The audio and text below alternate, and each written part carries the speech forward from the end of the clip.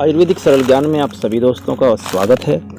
दोस्तों, आपने भांग और गांजा का नाम तो ज़रूर सुना होगा। ये दोनों ही मादक द्रव्य हैं और नशे के तौर पे इस्तेमाल किए जाते हैं और इनका नशे के लिए किया गया सेवन सेहत के लिए बहुत ज़्यादा नुकसानदायक होता है। लेकिन नशे के साथ साथ ये एक आयुर्वेदिक औषधि भी है। कई तरह की औषधियों में इनका इस्तेमाल होता है। कई तरह की जो बीमारियां हैं उनको दूर करने के लिए इसका इस्तेमाल होता है और इसलिए हमने इसको अपनी वीडियो का सब्जेक्ट बनाया है। दोस्तों, इससे पहले भी मैंने एक वीडियो बनाया है जिसमें मैंने भांग का पूरा औषधीय वर्णन दिया हुआ है। इसमें कौन कौन सी बीमारियां हैं जिसमें कि भांग का इस्तेमाल करके हम बीमारियों को दूर कर सकते हैं, वो मैंने बताया है। और भांग के बारे में पूरा मैंने डिटेल से बताया है कि भांग का पौधा किस प्रजाति का होता है, इसका वैज्ञानिक नाम क्या है, इसके दूसरी भाषाओं में इसको क्या पुकारा जाता है और ये किन किन बीमारियों में काम आता है।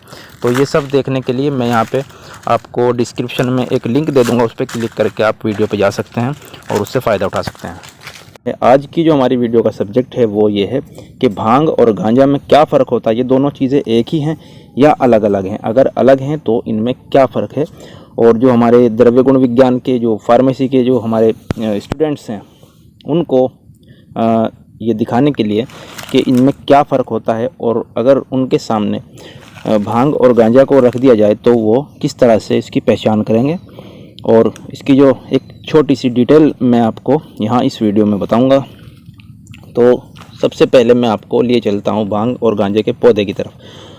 दोस्तों, भांग का जो पौधा होता है वो कुछ इस तरह दिखाई देता है और ये सभी पौधे यहाँ पे अलग अलग इलाकों में कहीं पे इन सभी पौधों को भांग कहा जाता है, कहीं पे गांजा कहा जाता है। लेकिन इनमें जो फ़र्क होता है वो यहाँ पे मैं आपको बता रहा हूँ। तो ये देखिए, यहाँ दो अलग अलग तरह के मैं पौधे आपको दिखाता हूँ। ये देखिए, एक पौधा तो ये इस तरह का है, इसकी पत्तियाँ बहुत बारीक हैं और इसमें इस तरह की ये पूरी टहनी पे मंजरियाँ सी लगी हुई हैं। ये गुथा हुआ पेड़ दिखाई देता है।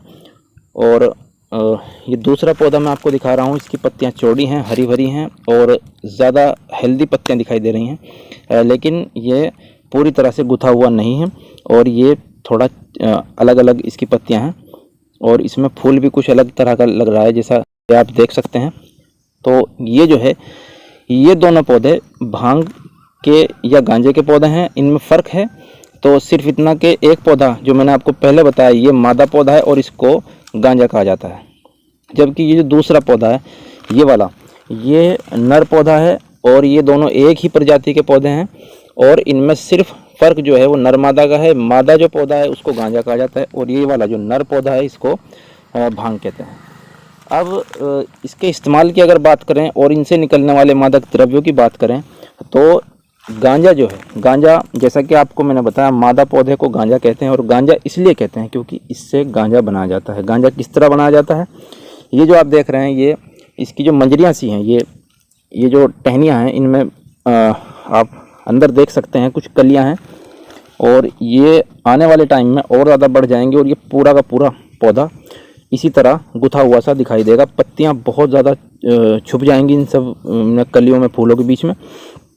तो जब ये पूरे जौवन पे होगा और इस पक्की अवस्था में होगा तब इसको, इन टहनियों को तोड़ करके इन्हें किसी पॉलीथीन के बैग में पैक करके और इसकी जो अंदर से हवा है वो निकाल करके पूरी तरह से उस पन्नी को पैक करके उसे किसी प्रेशर की जगह पे रख के, जहाँ पे इस पर दबाव डाला जा सकता है, उसमें रख दिया जाता है। और एक लंबे टाइम तक ऐसा ही रखा रहने पे इसके अंदर एक केमिकल रिएक्शन होता है और इसके अंदर गांजा यानी एक तरह का मादक जो द्रव्य होता है वो तैयार हो जाता है। और फिर इसका अलग अलग इसके प्रयोग हैं। कुछ लोग इसका नशे के रूप में इस्तेमाल करते हैं, लेकिन ये आयुर्वेदिक औषधियों में और यूनानी औषधियों में भी इसका इस्तेमाल किया जाता है। अब बात अगर भांग की करते हैं तो भांग जो है, भांग सिर्फ पौधे का नाम है। इसके अलावा इसमें से जो मादक द्रव्य निकलता है उसे बोलते हैं चरस। यानी अगर आप ग्रंथों की बात करें, आप अगर मार्केट की बात करें तो वहाँ पे जो चरस जो है वो भांग से निकलने वाली एक लार को कहते हैं। और वो लार इस पत्तों के, इसके जो ये नर पत्ते हैं, नर पौधों के जो पत्ते हैं उनके ऊपर लगी रहती है और जो भांग रगड़ने वाले होते हैं वो इसको ऐसे हाथों से रगड़ करके ऐसे इसको अपने हथेलियों पे छुड़ा लेते हैं। और ये आप देख सकते हैं कि मेरी हथेली पे भी काफ़ी सारा ये टार इकट्ठा हो गया जिसे इसकी लार कहते हैं, और इससे चरस बनाया जाता है। ये मतलब ये जो इसकी लार है ये चरस है। अब इसको इकट्ठा कर लिया जाएगा हथेलियों से छुटा करके, और इसकी ऐसे छोटी छोटी बत्तियां गोलियां सी बना करके रख लेते हैं। और जो नशा करने वाले लोग होते हैं वो आपको सड़क के किनारे पे खड़ी हुई भांग के पौधों को ऐसे रगड़ते हुए दिखाई देंगे। इसकी खेती होती है बाकायदा, और उसमें होता यह है कि जो भांग के खेत होते हैं उनमें चमड़े के एप्रिन या चमड़े की पैंट पहन करके खेतों से गुजरा जाता है, तो जो इसकी लार होती है वो चमड़े पर चिपक जाती है। भांग के जो नर पौधे हैं उनसे निकलने वाली जो लार है वो चरस कहलाती है। ये भी एक बहुत ही महंगा और नशीला पदार्थ है। और जो इसके मादा पौधे होते हैं उनसे जो मादक द्रव्य बनाया जाता है उसको गांजा बोलते हैं। तो मैं उम्मीद करता हूं कि आप अच्छी तरह समझ गए होंगे। यहाँ पे मैं दोनों पौधों की टहनियों को अलग अलग आपको दिखा रहा हूं। ये देखिए, इनमें साफ फ़र्क आप देख सकते हैं। आपने देखा भी होगा जहाँ पे भांग के गांजे के पौधे इकट्ठे एक जगह पर होते हैं तो वहाँ पे अलग अलग इस तरह के पौधे दिखाई देते हैं। और अभी तक आपने अगर ध्यान नहीं दिया है तो आप ध्यान से देखिए, कुछ पौधे इस तरह दिखाई देंगे और कुछ पौधे इस तरह, और इनकी पत्तियां भी मैं आपको अलग से दिखाई देता हूं। तो ये देखिए, ये नर पौधे का पत्ता है और ये काफ़ी चौड़ी हैं और देखने में काफ़ी हरी भरी दिखाई दे रही हैं। और ये जो दूसरी जो पत्ती है ये बारीक है और उतनी ज़्यादा हरी दिखाई नहीं दे रही, थोड़ा कालापन लिए हुए है। तो इसकी पत्तियों को देखकर भी आप आसानी से इसमें फ़र्क कर सकते हैं।